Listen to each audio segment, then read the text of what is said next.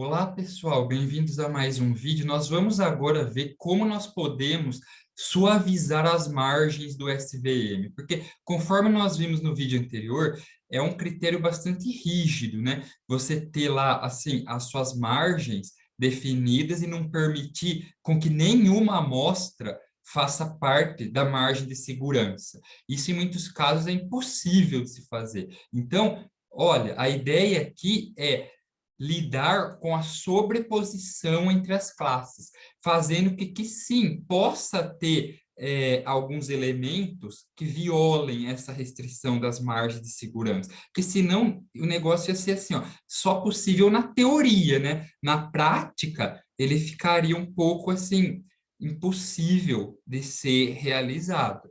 Então, lembra, a restrição original que a gente tinha era YI vezes WXI mais B maior ou igual que 1. Agora, nas restrições das margens suaves, a gente tem aqui ó, uns parâmetros de folga, epsilon i, variáveis de folga. Então, vocês lembram que, no caso anterior, a gente tinha assim, né? Ó, fazer um diagrama aqui. Opa, um hiperplano aqui, outro aqui.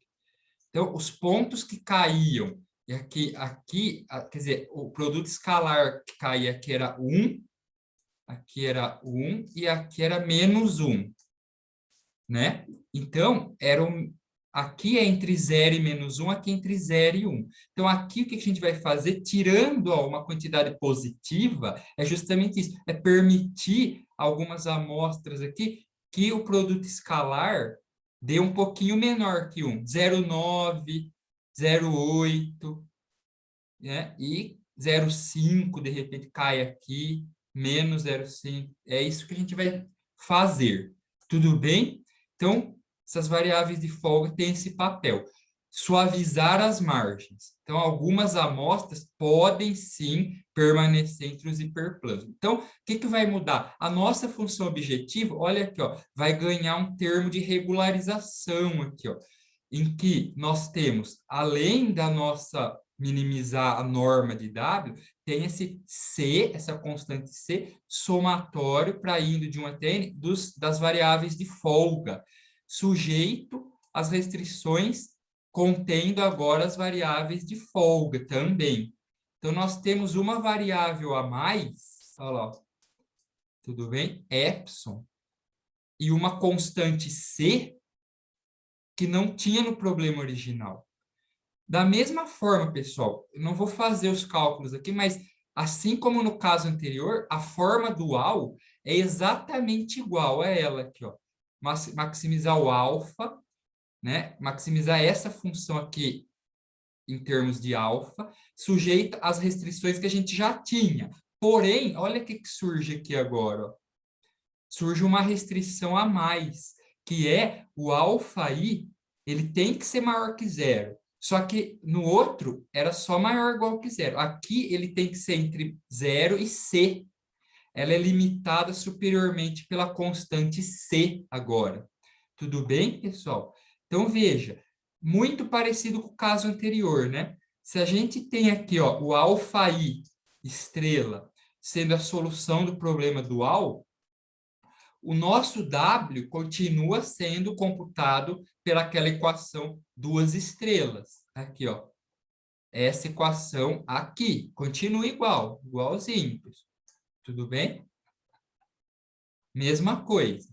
Só que nós podemos mostrar que os EI, as variáveis de folga estrela, EI estrela, são dados por essa fórmula aqui, pessoal. É o máximo entre, olha lá, ó, 0 e tudo esse termo aqui, que é 1 menos, tá vendo?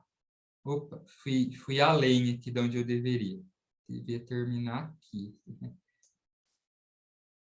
Então, 1 menos isso aqui, tá certo? YI, somatório em J de YJ, alfa. Veja que só depende ó, das amostras do Y, que são os rótulos, e do alfa estrela, e também do B estrela. Mas o alfa, o W estrela e o B estrela, a gente vai ver daqui a pouco como que calcula o B estrela, né? Mas o alfa estrela, a gente já tem como solução do problema dual. Tudo bem?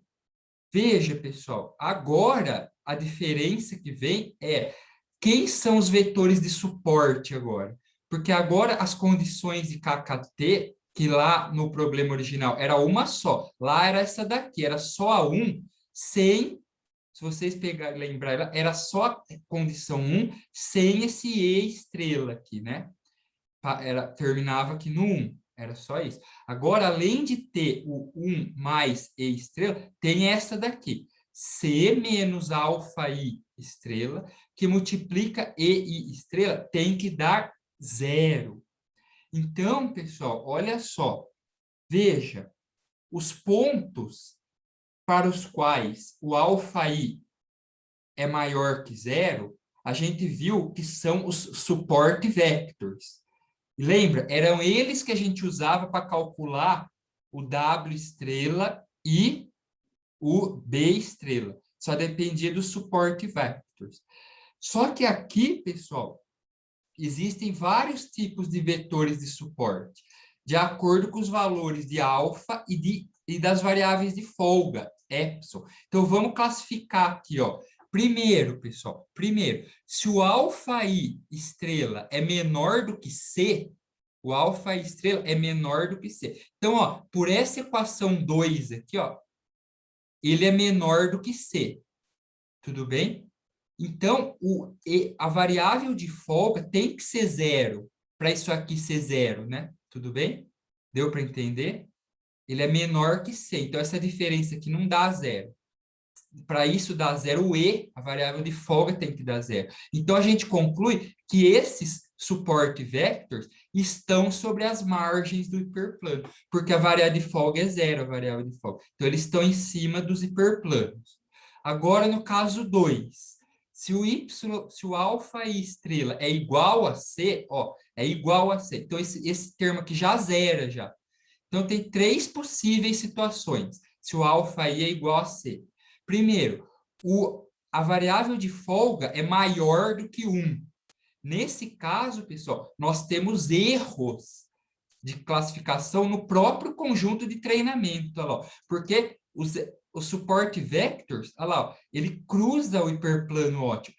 Seria igual a essa amostra aqui, ó. Essa amostra aqui, ela tem variável de folga maior do que 1. Por quê? Quando era de 0 a 1, eu deixei ela cruzar aqui a margem de segurança, de 0 a 1. Mas quando passa de 1, além de cruzar a margem de segurança, ela cruza o hiperplano. Ela é um erro de classificação no conjunto de treinamento. Quando a variável de folga está entre 0 e 1, elas estão aqui entre as margens. Ó. É um tipo de erro, ok, é um erro permitido, né? É um tipo de erro, olha lá. Não é erro, é apenas violar as margens, certo?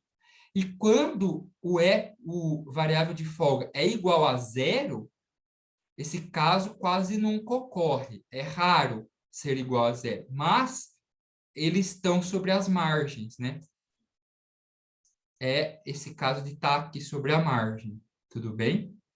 Então, se o alfa é igual a C, eu tenho que analisar as variáveis de folga. E tem 3 situações. Cruzou erro de classificação no treinamento, apenas violação da margem de segurança, ou está em cima da margem do hiperplano de segurança.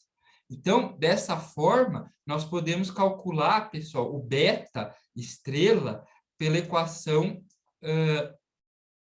a mesma equação que a gente tinha anteriormente, a mesma.